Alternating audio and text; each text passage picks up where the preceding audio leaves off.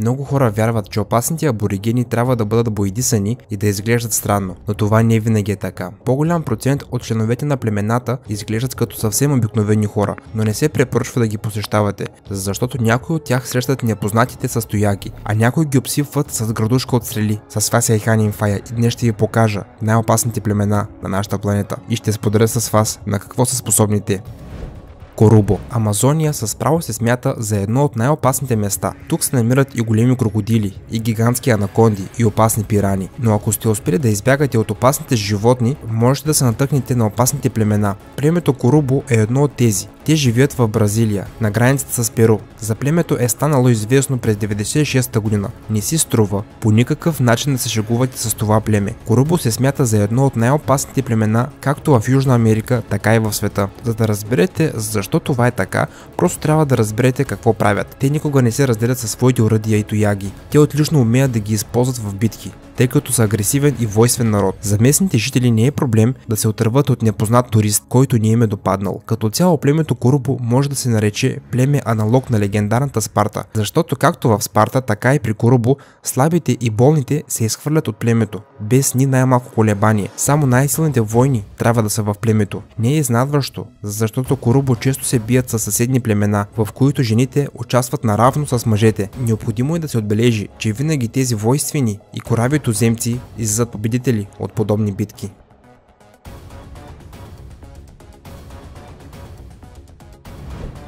Флейчерос. Отново в Бразилия живее друг войствен народ, племето Флейчерос. Името може да се преведе като стрелци. Лъковете са основното оръжие на племето, което те не са против да го използват при всяка възможна заплаха. Самото племе за първи път е открито преди 15 години. Първите снимки на племето разбира се, че са направени от хеликоптер. И разбира се, че от племето са хвърляли стрели по него. Нормално е, все пак по този начин племето се плаши и се защитава от външните лица. 6 години преди откриването на това племе, журналистът Скот Уолис и борецът за човешките права Сидни Посуела са направили опит да изследват джунглите на Бразилия, за да открият неизвестни племена. Те обаче са прекратили експедицията, когато са намерили прясно откъснати клони. Това е било предупредителен знак от местното племе.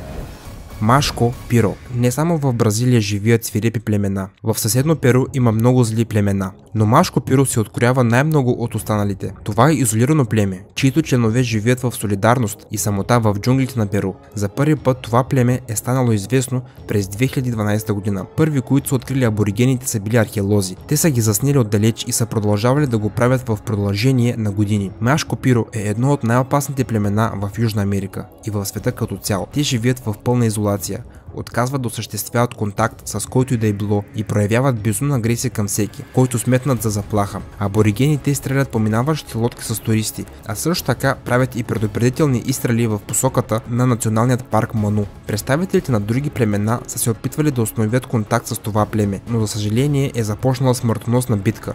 Интересното е, че причината за това поведение се обяснява от учените. Антрополозите смятат, че агресията на племето се дължи на страхът от външния свят. В района се добива нефт и газ, както и незаконно се изсичат горите, което силно ги притеснява и са принудени да търсят ново място за живеене и това не им харесва много. Може да ви се стори странно, но Машко Пиро не е най-опасното племе на нашата планета. Но повярвайте ми, има още по-опасни племена. Гледайте по-напред, защото скоро ще научите за най-опасното племе на нашата планета, чието жители мразят непознати личности. Ще видите аборигените на Еквадор, които не допускат никого до себе си. Също така ще научите и за изолираните племена, които ако искате да ги видите, ще трябва да вървите няколко дни.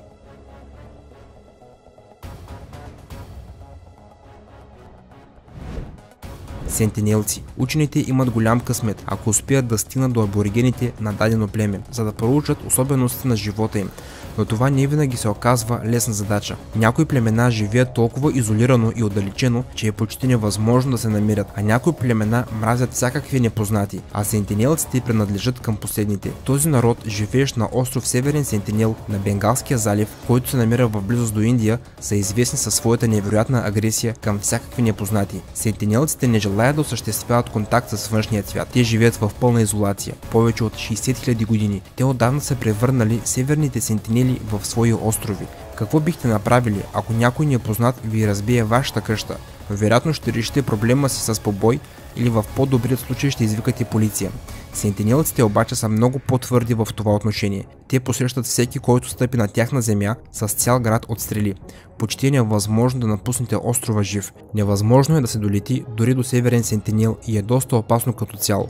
До ден днешен само няколко учени са успели да организират експедиции до острова, да проучат местните племена и да се върнат у дома, но без резултат. За да ме разберете по-добре какъв народ са сентинелците, искам да споделя с вас, че преди години правителството на Индия е забранило всякакви кацания на Северен Сентинел, а корабите патрулират острова денонощно.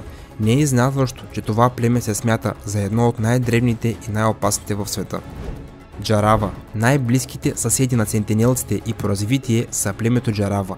Те се намират на западния и южния бряг на Андаманските острови. Според експертите, за 55 000 години пълна изолация от външният свят, техният начин на живот не се е променил коренно. Те ловуват риба, събират плодове, мед от диви пчели. Общо в техният район има повече от 150 вида растения и около 350 вида животни. Доскоро местните жители са били изключително агресивни и опасни. Те категорично са отказвали да общуват с непознати, точно като сентинелците. Обаче в края на 70-те години на миналият век през отделните им селища е построен път, който ги е свързвал с администрацията на острова. В резултат от това е установен контакт с аборигените от племето Джарава. Туристите са започнали да им дават храна, а те в знак на благодарност са показвали своите танци. Подобни контакти са станали по-безопасни, но все още съществува риск. Тези аборигени, които не са имунизирани срещу определени болести, са пострадали най-много. Например, между 1999 и 2006 година почти половината от племето Джарава са починали от епидемията кори.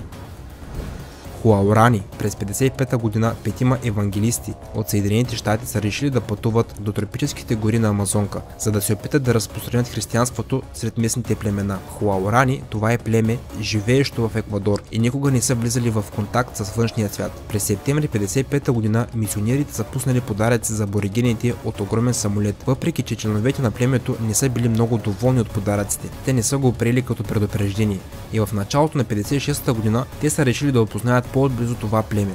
Те са стъпили на тяхна земя и са създали свой лагер на няколко километра от племето. За съжаление, те са забравили, че имат работа с едно от най-опасните племена в целия свят. За огромно съжаление, нито един от тях не е успял да се върне от дома. Хуаорани са много агресивно и свирепо племе. Те яростно защитават своята територия и прогонват всеки, който се опитва да влезе на техни земи, включително и членове на други племена. Те поддържат силно групово разграничение между членовете, роднините и външните хора, които се опитват да установят контакт с тях. Яйфо. Племето Яйфо живее в отдалечените райони на Папуа, само че за да се стигне до племето, трябва да си поправите път през гъстата джунгла и да вървите часове наред, защото тук няма никаква цивилизация. Племето Яйфо е станало широко известно преди няколко години, когато британският изследовател Бенедикт Алън е решил да отиде на експедиция при племето. Бенедикт вече се е срещал с тях преди години. Той е бил приет в техните редици, си припомни британеца. Според неговите думи, племето може да се нарече жестоко и по-малко опасно в сравнение с другите племена. Аз бях Айхан Инфая. Ако видеоклипа ви е харесал, не забравяйте един лайк, един коментар и абониране с камбанка. По този начин вие ще получавате уведомления, когато качвам нови видеоклипове в YouTube. Очаквайте съвсем скоро много нови интересни видеоклипове. Чао, приятели, и до скоро!